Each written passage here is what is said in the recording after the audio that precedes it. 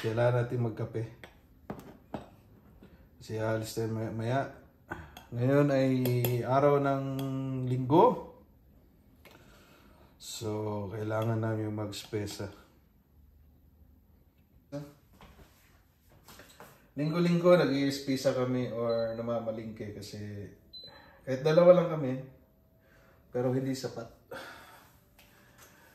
Alam niyo ba, napakamahal na sa mga bilihin ngayon dito sa Italia. Kaya, yung mga spesa namin sa loob ng isang linggo, kasama na yung mga baon ko, ay hindi siya kasya. Yung 50 euro, hindi na kasya sa Italia ngayon. Sa loob ng isang linggo, kahit 2 tao lang kayo, ha. At saka sobrang lamig ngayon dito sa Italia, guys.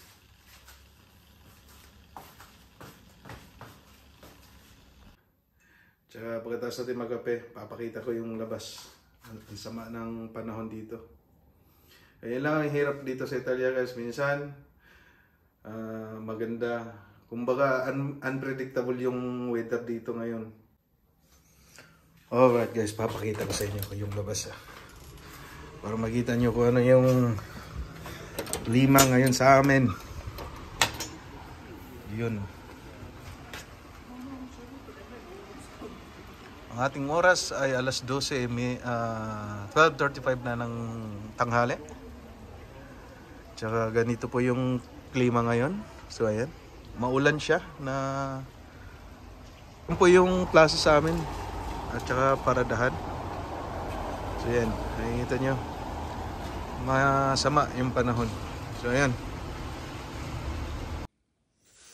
So yun guys, habang wala pa yung asawa ko at hindi pa siya nagme-message, magtutupi muna ako habang inaantay ko siya na lumabas kasi alis tayo at mamamalingke.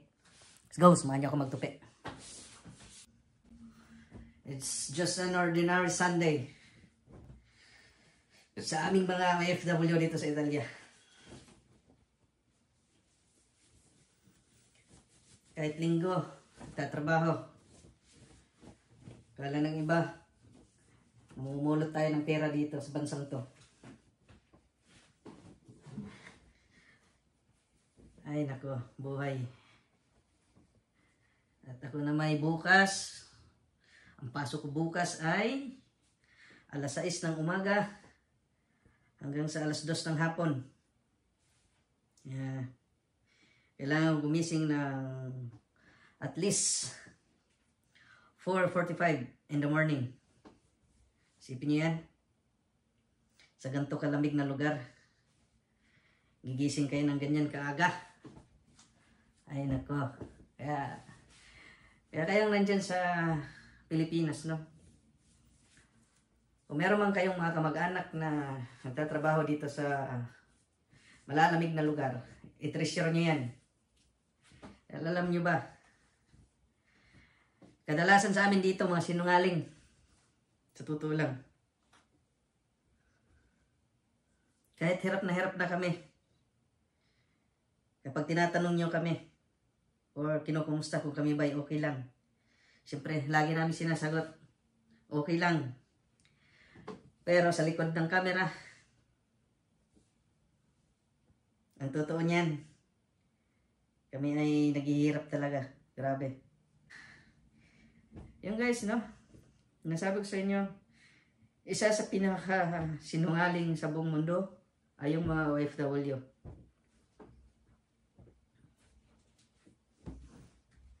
Sinungaling kami para lang sa inyo. Isipin niyo yan. Kaya guys, sinasabi ko lang yung totoong buhay namin dito sa Italia. Ayan. Okay guys, tika lang ha. At nag-message na yung asawa ko, magpapasundo na raw siya. Alright. So mamaya na natin tatapusin to. Susundin ko muna yung asawa ko dahil mamamalingki kami. Okay. Babus.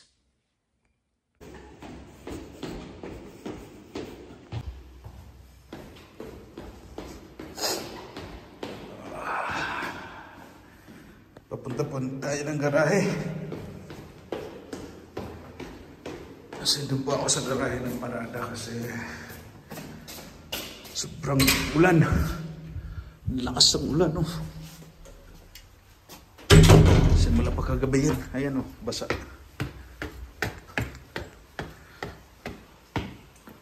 So, yan, guys. Okay.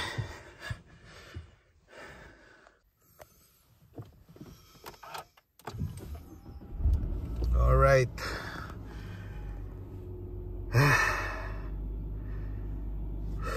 Time check.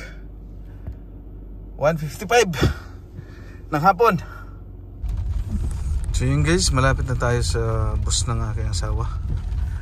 Diyan po siya nagtatrabaho. Diyan. Alright. Ayan na, lumabas na.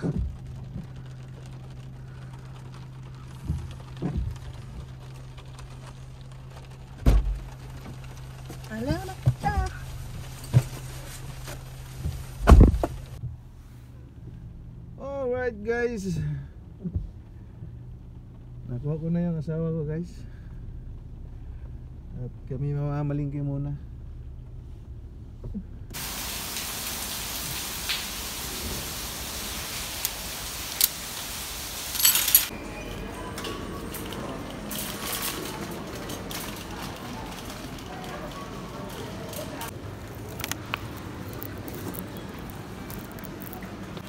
Pero ayaw kan atanan ha. Abot ka niya. Na at least na pagkaon ba na.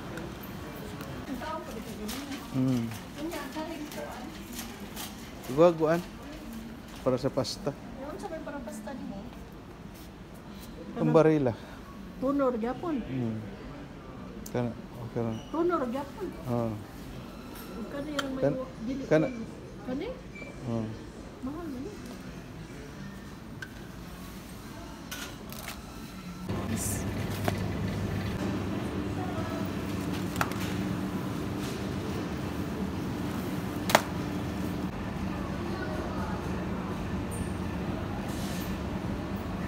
Kanila tubanan karon.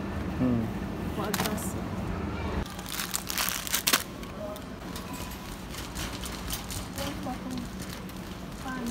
Palaman. Mau nila mo. One for latte. Latte tos luyo.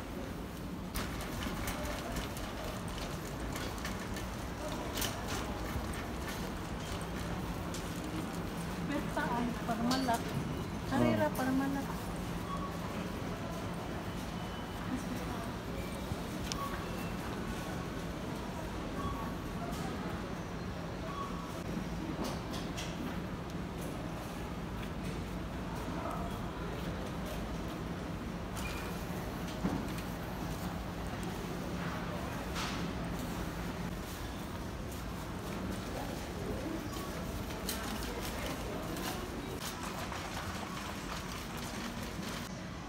So ito yung pasta na pinakain namin. Tsaka ito. Tsaka ito. So yan po yung presyo. Yan yung kinain. So yun. Ano to? Para bukas. So yun guys. Ito po yung pinamili ko. Saan ba yung asawa ko? Ito wala. Hey, where are you? I can't see you anymore. Hey! Saan pupunta yun? Hindi ko na nakita. Yun! Ni! Sabon! Kalgon! Katuro mo mali na kalgon. Kalgon guys! Ang halaga ay 10 euro. 11 na. 11 euro. Unya kay wa man tay. Kalgon. Kukulino ko yun. Cocoleno. Ako may dogmay kay dito niya. Press.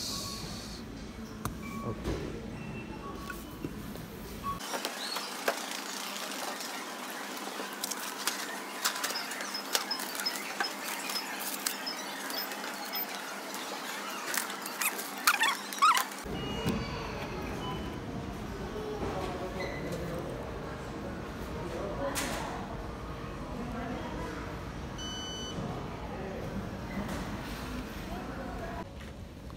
Hello guys, tapos na kami mag-spesa, no? Ang amin na spesa ay 63 euro.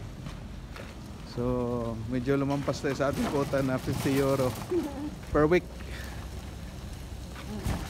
Yeah.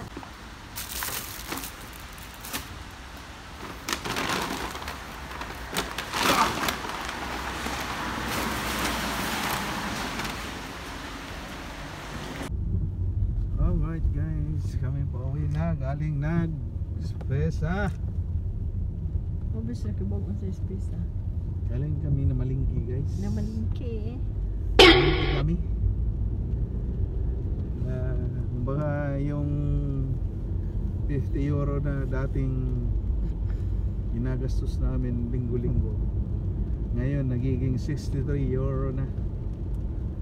Alam nyo ba yan? 65 kasi hindi tayo nagbili ng bigas. 4,200 mahigit sa piso. Pero yung pinamili namin, kaunti lang. Isipin nyo yan. Kala nyo sa Pilipinas lang mahal? Tsura. Dito rin, no? Mahal rin dito. So yun guys, tayo papasok na sa aming parking area. So ganito po yung bahay namin guys, no? Ganyan lang siya, kasimple lang siya, masikip, makipot, andaan. Pero ito po yung binabayaran namin ng 360 a month, tapos 2,000 yung condominiale or yung condominium. Isipin nyo yan.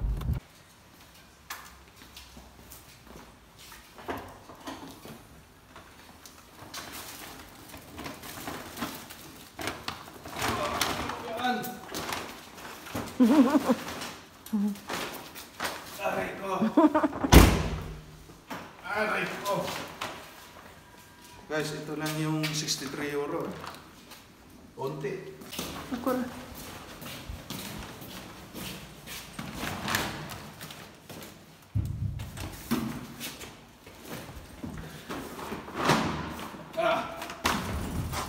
Okay.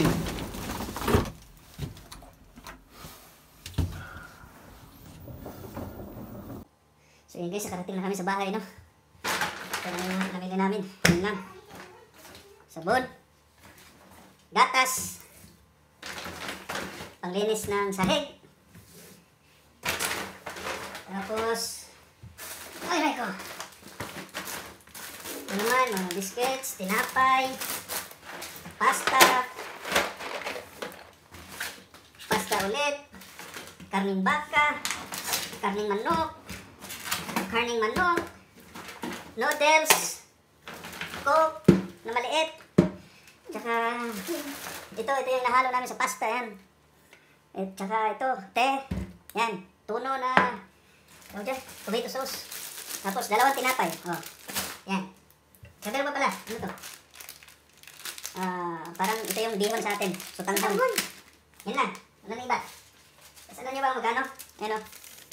63 euro. 63.9. 0.35. Ayan. Sipin niya, muntakin niya yung 4,284 na yan. Kasi ang palitan niya nasa 68. O, diba? Grabe! Wala masabi, guys. So, ayan, guys. Tapos na po kaming mamili, no? At, ayusin muna namin itong mga pinamili namin at maya-maya, magpahinga ng konti. So, ganun lang guys. At maraming salamat sa panonood ng aming vlog. Kung nanonood man kayo. At sana ipaki-subscribe na rin. Alright. Let's go, baby. Bye! Bye-bye.